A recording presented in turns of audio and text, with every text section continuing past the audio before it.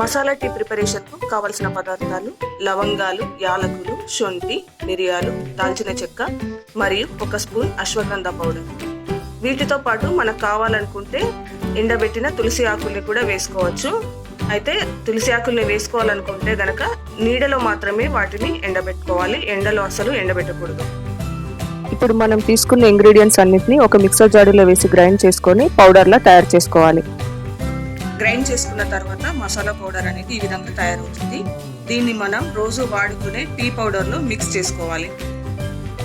ఈ విధంగా మనం రోజు వాడుకునే టీ పౌడర్లో మిక్స్ చేసుకుంటే మనకి టీ పౌడర్ అనేది ఇలా తయారవుతుంది.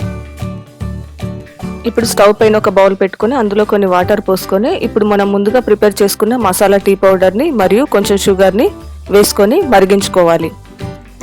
ఈ విధంగా డికాషన్ అనేది ప్రిపేర్ చేసేటప్పుడు కూడా మనం తులసి ఆకుల్లో వేసి డికాషన్ ప్రిపేర్ చేసుకోవచ్చు. డికాషన్ అనేది కాసేపు మరిగిన తర్వాత పాలు యాడ్ చేసుకోవాలి. పాలు యాడ్ చేసుకొని దీన్ని కాసేపు మరిగించుకుంటే మనకు మసాలా టీ అనేది రెడీ అయిపోతుంది.